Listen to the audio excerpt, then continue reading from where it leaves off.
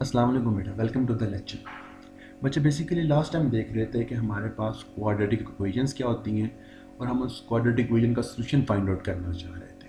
Solution means कि उस quadratic equation में जो हमारे पास x की वैल्यू है, हम वो वैल्यू फाइंड आउट करना चाह रहे थे। हमने क्वाड्रेटिक इक्वेशन को सॉल्व करने के लिए एक बेसिकली प्रोसीजर किया था and this is basically called the solution of quadratic equation by factorization. मतलब हमने फैक्टराइजेशन से क्वाड्रेटिक इक्वेशन को सॉल्व करना सीख लिया था। अब नेक्स्ट हमारे पास एक प्रोसीजर है कि जिसके ज़रिए हम क्वाड्रेटिक इक्वेशन को सॉल्व आउट कर सकते हैं। This procedure is basically called the completing square method. कि मेरे पास अगर कोई क्वाड्रेटिक इक्वेशन है, मैं किस तरह से कंप्लीटिंग स्क्वायर मेथड यूज़ करते हुए उस क्वाड्रेटिक इक्वेशन को सॉल्व आउट कर सकता हूँ।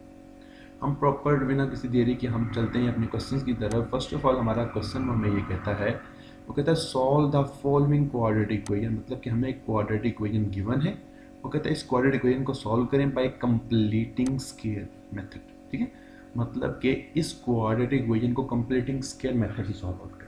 अब इसको सॉल्व आउट कैसे करना है उसको हम ज़रा देखते हैं। अगर मैं इसके सोल्यूशन पे जाऊँ,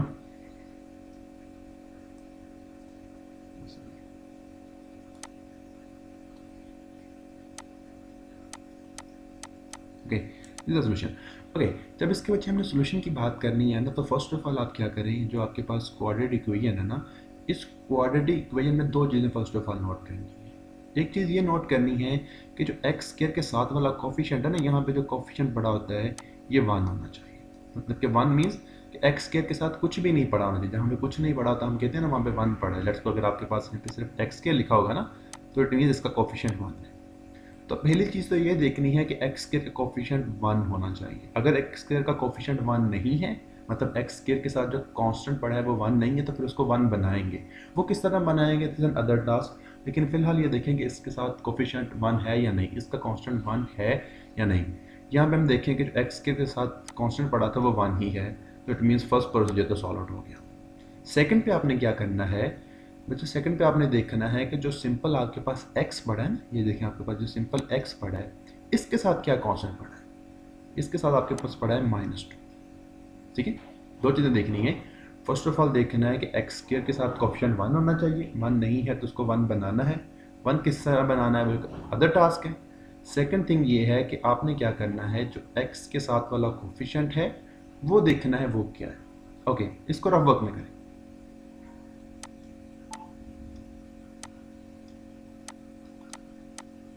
जो एक्स स्क्वायर के साथ कोफिशिएंट पड़ा है बेसिकली वो आपके पास है -2। ठीक है, अब जो भी कोफिशिएंट पड़ा है ना, उसको आपने क्या करना है, मतलब फर्स्ट प्रोसीजर ये हो गया कि आपने उसका कोफिशिएंट लिख लिया। सेकंड प्रोसीजर ये करना है, ये रफ वर्क है सारा, कि आपके पास जो एक्स का कोफिशिएंट आया है उसको 2 पे डिवाइड करना है। 2 पे डिवाइड करना है। अच्छा, हमने उसको 2 पे डिवाइड कर दिया। ठीक है, जब मैंने एक्स स्क्वायर के साथ कोफिशिएंट -2 था उसको 2 पे डिवाइड किया, वो आंसर आया, वो आया -1 आया ना। ओके, अब नेक्स्ट प्रोसीजर क्या करना है, नेक्स्ट प्रोसीजर ये करना है, जो एक्स स्क्वायर के साथ कोफिशिएंट आया है उसी कोफिशिएंट का आपने स्क्वायर ले लेना है। मतलब सॉरी, एक्स स्क्वायर के साथ जो कोफिशिएंट आया था उस कोफिशिएंट को आपने 2 पे डिवाइड करके आंसर निकाल लिया। तो यहाँ पे आपके पास -1 आ रहा है। अब थर्ड स्टेप में करना है, जो आपके पास आंसर आया उस आंसर का स्क्वायर ले लेना। -1 का स्क्वायर आ गया ना। ठीक है, अब आपने क्या करना है बच्चे, जब आपके पास -1 का स्क्वायर आ गया तो आपने इस पूरी इक्वेशन में ये जो थर्ड स्टेप पे सॉरी ये जो थर्ड स्टेप पे आपके पास आ गया ना -1 का स्क्वायर, इस -1 के स्क्वायर को इस पूरी इक्वेशन में एक दफ़ा ऐड करना है, एक दफ़ा माइनस करना है। मतलब कि किस तरह हमारे पास आएगा, ये तो रफ वक्त था ना, ये तो सिर्फ था कि कोफिशिएंट वो जो हमारे पास ये जो -1 निकालने के लिए, जो कांस्टेंट सा निकालने के लिए। अब ये जो कांस्टेंट आ गए इन 3 स्टेप को यूज़ करते हुए इसको इस इक्वेशन में एक दफ़ा ऐड करना है, एक दफ़ा माइनस करना है। तो हमारे पास इक्वेशन बन जाएगी एक्स स्क्वायर -2x। ठीक है, अब बाकी चीज़ को जो है ना -899 इसको बाद में लिखेंगे। पहले क्या था, जो कांस्टेंट आया उसको एक दफ़ा ऐड करना है। जब मैं ऐड करूँगा बच्चे तो वो बन जाएगा +-1 स्क्वायर, एक दफ़ा ऐड कर दी और इसी तरह एक दफ़ा माइनस करेंगे, -899 ना बजाएगा and this is equals to 0।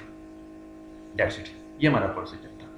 अब नेक्स्ट हमने क्या करना है बच्चे, इसको थोड़ा सा सॉल्व आउट करते हैं। सॉल्व आउट करने का बेसिकली हम फर्स्ट ऑफ ऑल ये कि हम ऐड कर सकते हैं या नहीं कर सकते। जब भी बच्चे आपके पास कोई इक्वेशन आएगी ना, आप उसमें कर देते हैं for example plus A minus A, तो इससे कोई फ़र्क नहीं आएगा। क्यों फ़र्क नहीं आएगा? क्योंकि आपस में तो ये प्लस और माइनस आपस में कैंसिल हो जाएंगे ना। जिस तरह मैं ऐड कर सकता हूँ प्लस टू माइनस टू, इसका आंसर जीरो ही आता है। तो इसका मतलब है कि मैं एक इक्वेशन के अंदर मैं एक चीज़ को अगर ऐड करूँ और उसी चीज़ को माइनस कर दूँ तो उससे इक्वेशन में कोई डिफरेंस नहीं आएगा। तो इसका मतलब है ये और ये दोनों इक्वेशन आपस में इक्वल ही हैं, क्योंकि इस दफ़ा इसमें मैंने एक दफ़ा ऐड भी कर दिया और एक दफ़ा सब्ट्रैक्ट भी कर दिया है, तो इससे इस इक्वेशन पे कोई इफेक्ट नहीं आएगा। ओके, अब नेक्स्ट प्रोसीजर बच्चे आप ज़रा गौर से देखिएगा। नेक्स्ट प्रोसीजर हमारे पास ये है कि फॉर एग्जांपल अब आपने क्या करना है, आपके पास एक्स स्क्वायर आ गया है। अब आप क्या करें, जो फर्स्ट तीन आपके पास डिजिट्स आ रही हैं ना, ये वाली फर्स्ट थ्री एंट्रीज आ रही हैं, इनको एक साइड पे कर लें।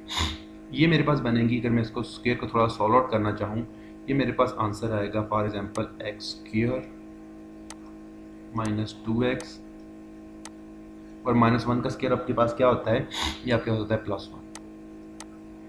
ठीक है, minus one minus minus square is plus, basically plus one आ जाएगा, और ये आपके पास आ जाएगा माइनस, और सिमिलरली यहाँ पे माइनस वन का स्क्वायर वही फिर प्लस वन आ जाएगा, और ये minus 899 equals to 0।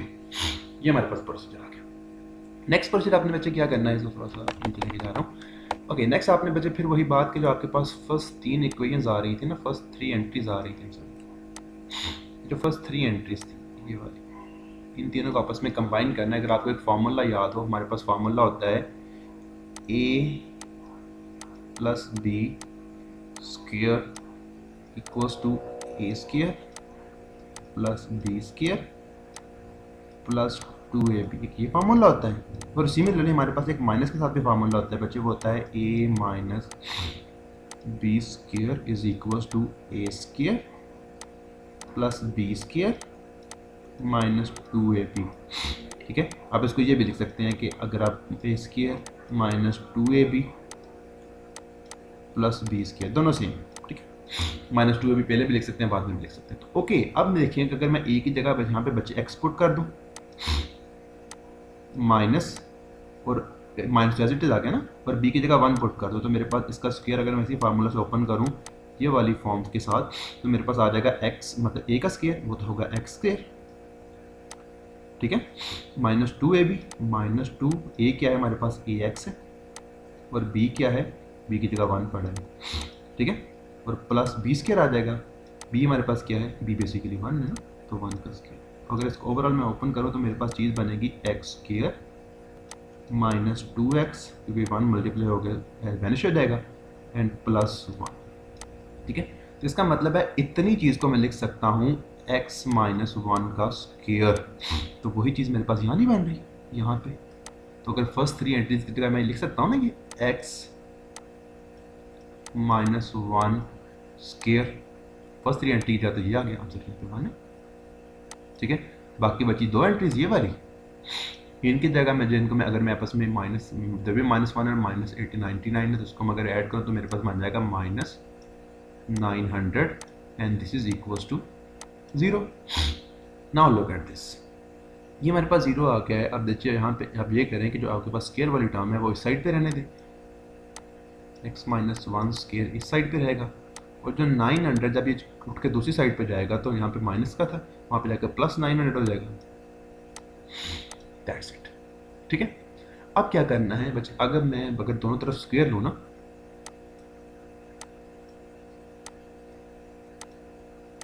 Squaring both sides,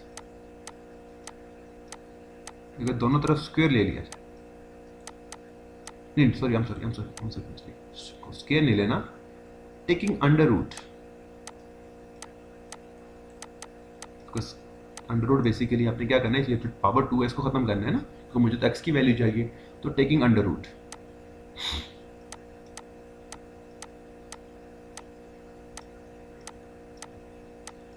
on both sides,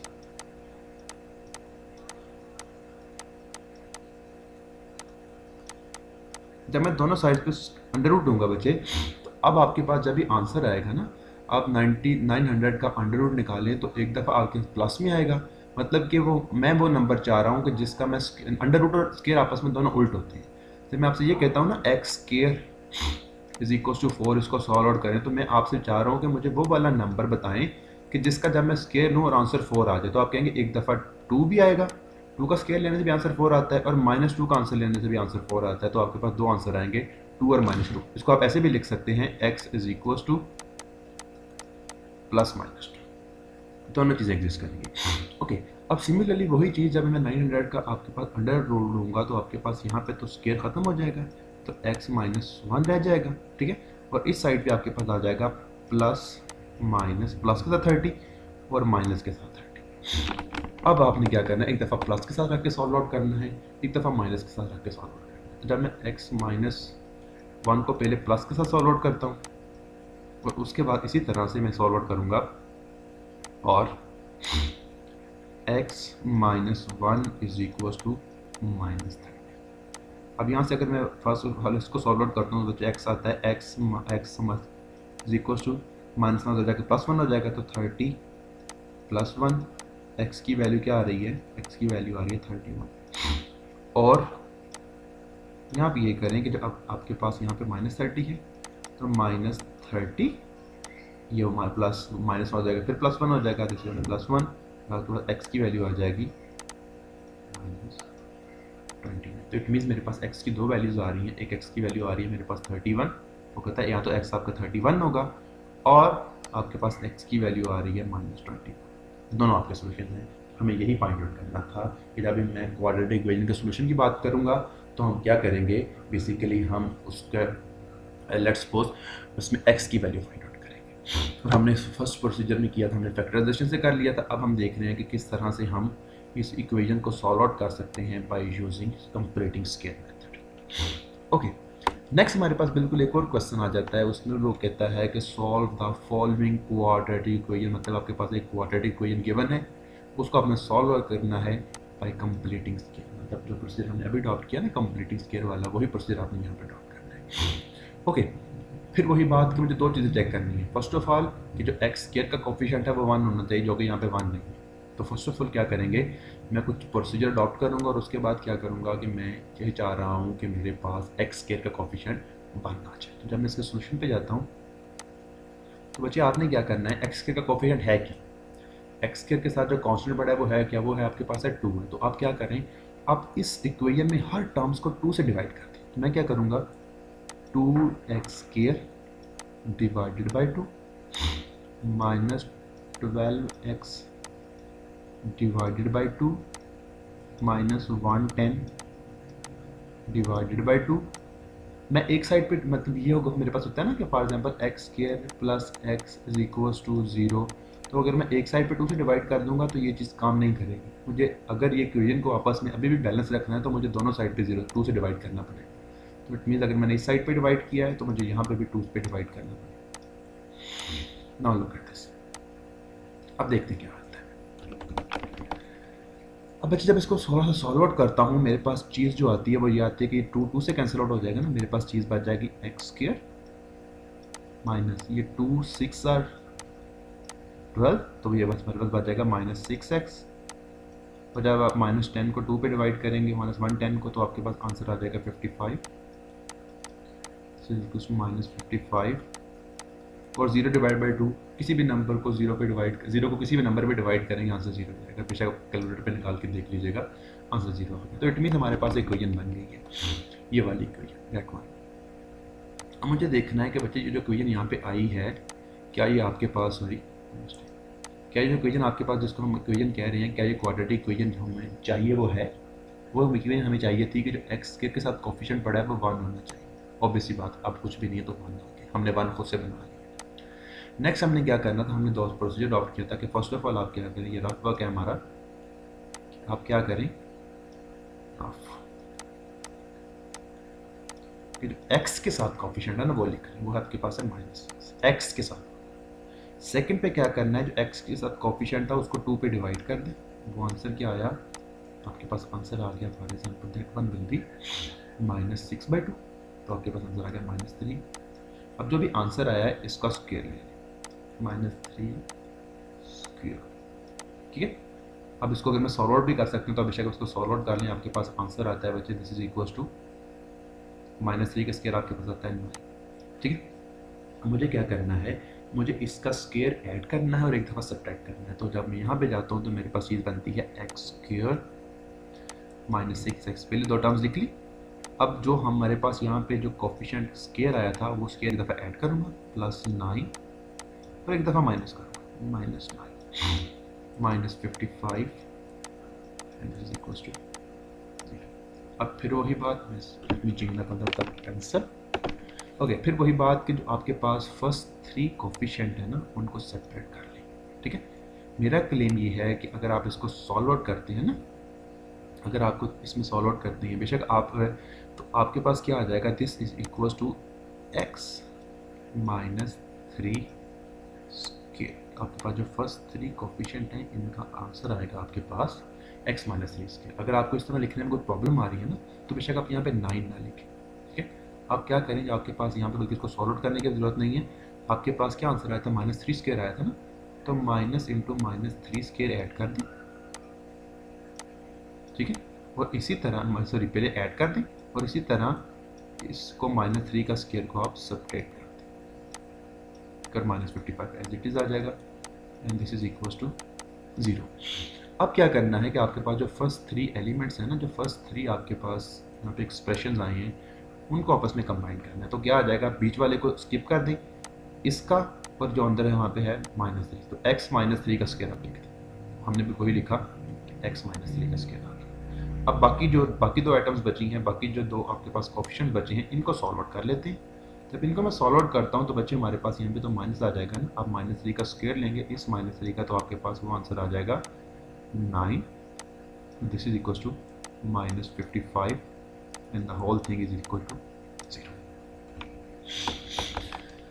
जब आप इस चीज़ को सॉल्व आउट करते हैं तो बच्चे आपके पास यहाँ पे चीज़ आ जाती है x -3 whole square and this is equals to -9 -55 is basically -64 and the whole thing is equals to 0. Now look at this. I will get this is equals to x -3 square और आपके पास आंसर आ जाएगा 64 हो जाएगा positive हो जाएगा, -60 हो जाएगा पॉजिटिव और -64। नाउ अगेन आप यहाँ पे लिख दें टेकिंग अंडर रूट।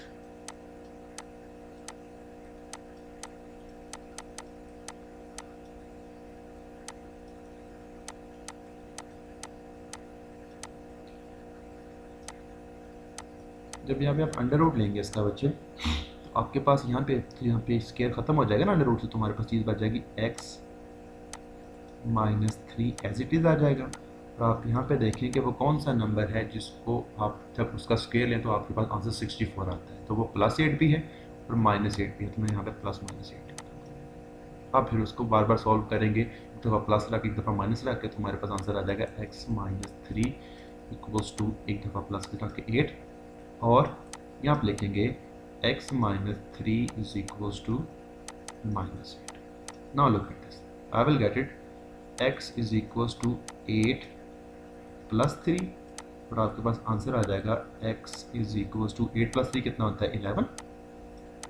और ये आपके पास ये चीज़ बनेगी कि x is equals to -8 plus 3 और -8 plus 3 हमारे पास आंसर आ जाएगा x is equals to -5। तो यहाँ पे भी आपके पास दो आंसर आ सकते हैं, या तो आपके पास x is equals to -5 हो सकता है, वो कह रहा है, वो कहता है यहाँ आपके पास x की वैल्यू हो सकती है x is equals to 11। हमें भी ये वैल्यू फाइंड आउट करनी थी।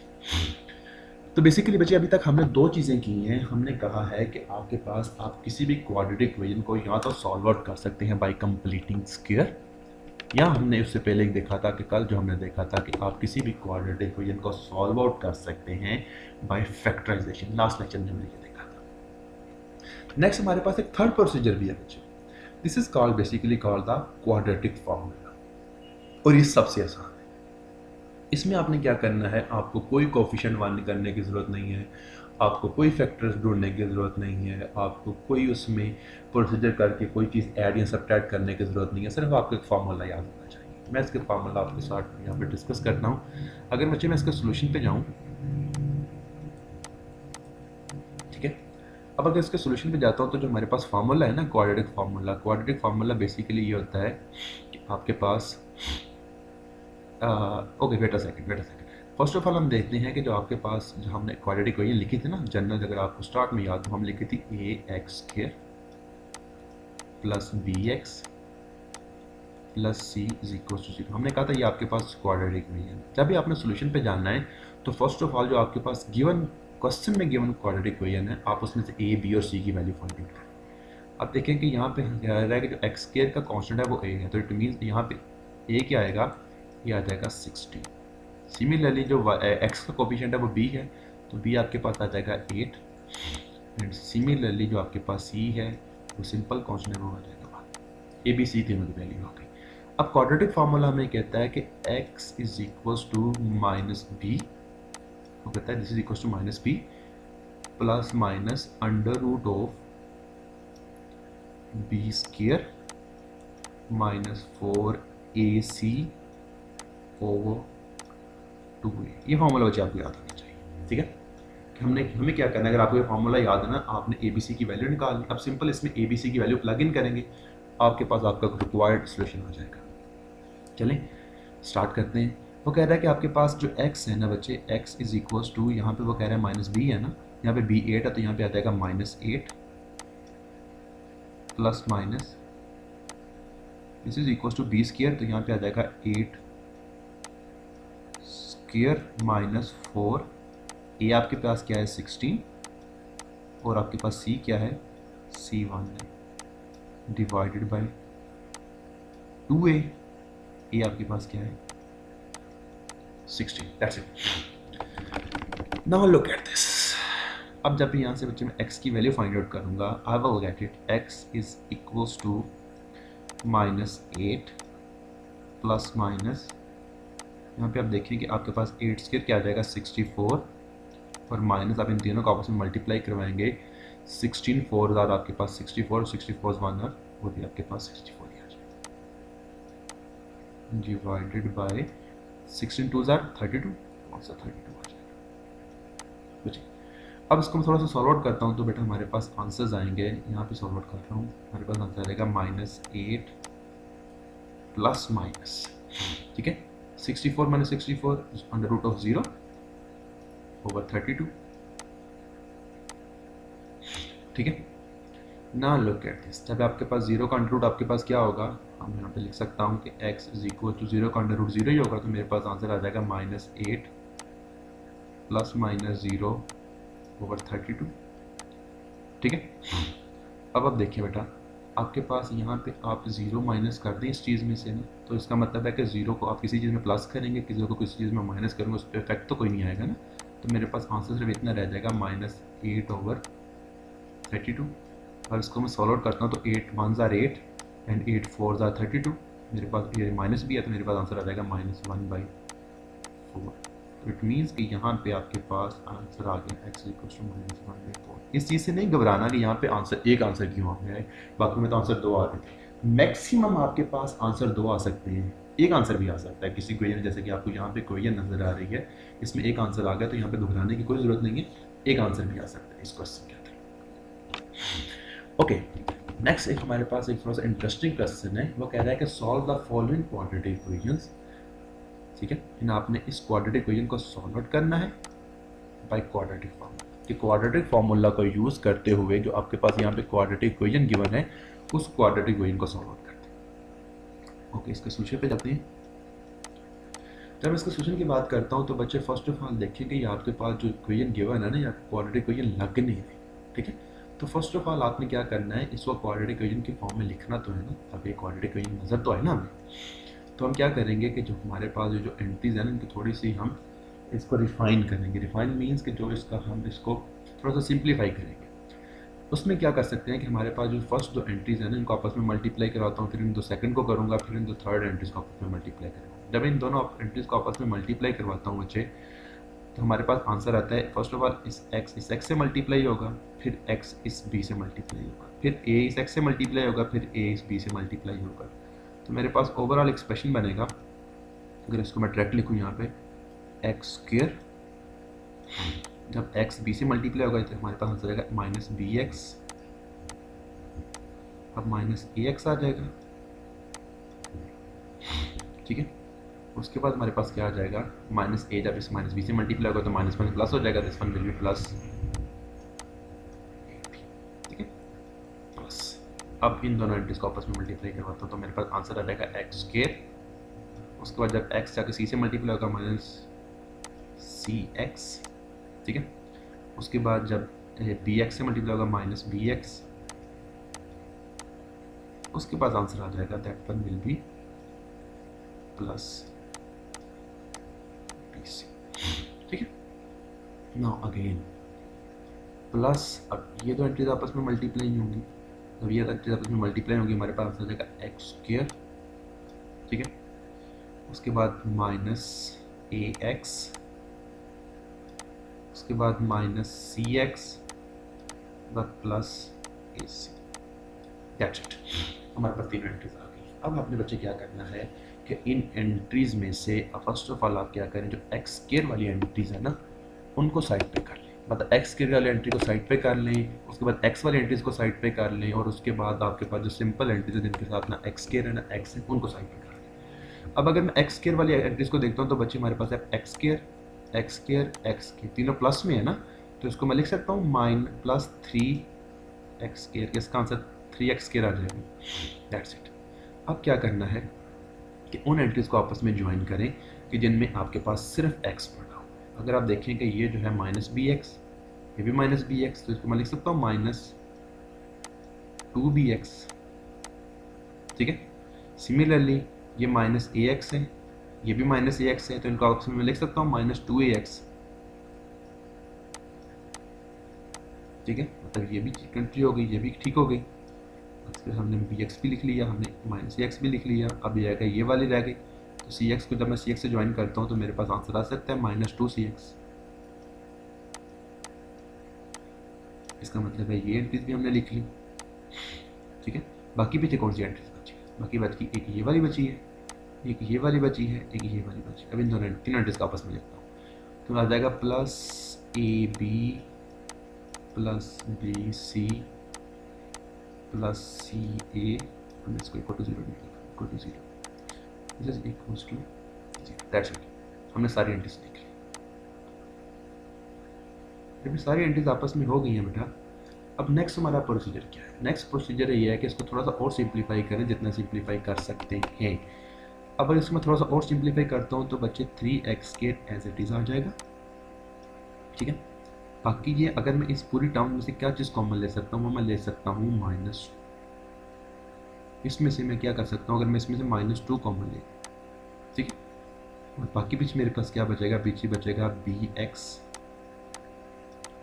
Plus A X plus C X, यहाँ पे बचेगा हमारे पास plus A B plus B C plus C A and the whole thing is equal to. अब मैं क्या कर रहा हूँ बच्चे कि ये जो टर्म है ना इनमें से एक्स भी तो पड़ा हुआ है ना, अगर यहाँ से एक्स भी कॉमन ले लूँ तो मेरे पास चीज़ बचेगी three X square minus two into, मैं थोड़ा सा ज्वाइन कर रहा हूँ तो हमारे पास आएगा b plus A plus C x, that's it.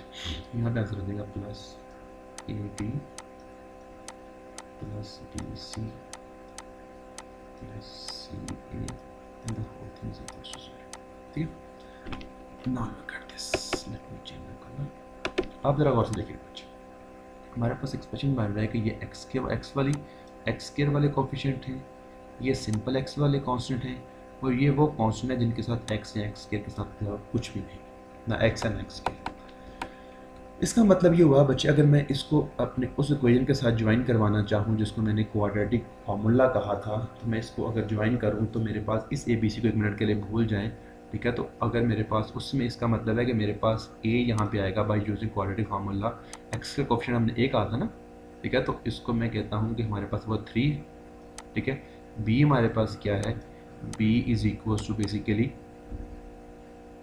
उस बी की जगह मेरे पास पड़ा है माइनस टू बी प्लस ए प्लस सी, और जो आपके पास सी था उस फॉर्मूले में, वो सी बेसिकली इक्वल्स टू आपके पास आता है a B plus B C plus c. That's it. Formula हमारे पास था बच्चे x is equals to minus B plus minus B square minus 4ac। एक बात याद रखिएगा, इस फॉर्मूले का हमारे पास आंसर कभी भी कंप्लीट नंबर्स की फॉर्म में नहीं आएगा, क्योंकि यहाँ पे मुझे जो बच्चे फॉर्मूले में देखेंगे यहाँ पे बी ए सी गिवन है ना, मुझे इनकी वैल्यू नहीं गिवन, तो इस तरह इसका आंसर कभी भी प्रॉपर फॉर्म नंबर्स की फॉर्म में नहीं आएगा। तो इसमें मैं लिखूँगा बी की जगह मेरे पास ये चीज़ पड़ी है ना, इसका स्क्वायर आ जाएगा, तो बी की जगह मैं लिख दूंगा माइनस, ठीक है, एक ये माइनस है एक ये माइनस है, आपस में दोनों प्लस हो जाएंगे, तो आंसर आ जाएगा प्लस 2b प्लस ए plus C plus minus B square minus 4ac है ना, तो 20 का स्क्वायर जब मैं लूँगा तो बच्चे इस चीज़ का स्क्वायर लूँगा, मेरे पास बन जाएगा -2 का स्क्वायर 4 आ जाएगा, तो 4b प्लस ए प्लस सी होल स्क्वायर। ठीक है, उसके बाद क्या होगा, उसके बाद ये होगा बच्चे आपके पास आंसर आ जाएगा -4ac आएगा ना, ए की जगह आपके पास पड़ा हुआ है 3 और सी की जगह क्या पड़ा हुआ है, सी की जगह पड़ा हुआ है a B plus B C plus C a. That's it. ये चीज़ आ जाएगी एंड डिवाइडेड बाय 2a है ना, तो हमारे पास a क्या है 2 मल्टीप्लाई बाई 3 बस आ जाएगा 6। तो अगर मैं इसको सम अप करना चाहूँ, इससे आगे हमारे पास एक क्वेश्चन सॉल्व आउट नहीं हो सकता। ठीक है, इसको मैं थोड़ा सम अप करना चाहूँ तो हमारे पास आंसर आ जाएगा 2, ठीक है, b plus A plus c and this plus minus this will become 4b plus a plus c whole square and ये this will become minus 4 3 are 12 ab plus bc plus ca over 2 3 are 6। That's x की ये value आ गई। अब अगर मुझे a b c की value पता चल जाए तो मैं यहाँ पे b a और c की वैल्यू प्लग इन करके सारी इक्वेशन में अपने पास x की वैल्यू नंबर की फॉर्म में फाइंड आउट कर सकता हूँ, लेकिन जो कि मेरे पास नंबर की फॉर्म में नहीं है तो मुझे इस तरह गुजारा करना पड़ेगा। हम कहेंगे ये x की वैल्यू आ गई। अब इस इक्वेशन को थोड़ा सा और सॉल्व आउट किया जा सकता है। वो किस में सॉल्व आउट किया जा सकता है कि अगर आपके पास, अगर आपको ये वाला फार्मूला ओपन करना आता हो a प्लस बी प्लस सी का होल स्क्वायर, मतलब 3 के में आपको तो ये आता है ना 2 फार्मूला, मतलब a प्लस बी का स्क्वायर मुझे पता है क्या होता है, लेकिन क्या हमें 3 वाला फार्मूला भी ओपन करने आता है? अगर ये फार्मूला ओपन करना हम सीख लें तो हम इसको और थोड़ा सॉल्व आउट कर सकते हैं, लेकिन हम इस पर अभी नहीं जा रहे। ठीक है, ये हमारा पार्ट नहीं है, तो हम बेसिकली इस क्वेश्चन को यहीं पे छोड़ते हैं कि इस इक्वेशन का जो हमारे पास सोल्यूशन है, this is the solution of that question. That's it. जो क्वेश्चन है तो पूछिएगा। ओके बच्चे, बेसिकली हम 4.1 एक्सरसाइज को सॉल्व आउट कर रहे हैं। ठीक है, 4.1 के फर्स्ट 8 क्वेश्चन मैंने आपको लास्ट लेक्चर में दिए थे कि आप उनको सॉल्व आउट करें, और आप में से मोस्ट स्टूडेंट्स को सॉल्व आउट किया भी है। अब हमारे पास नेक्स्ट हमारे पास उसी 4.1 एक्सरसाइज के कुछ क्वेश्चन हैं, क्वेश्चन 9 to 20।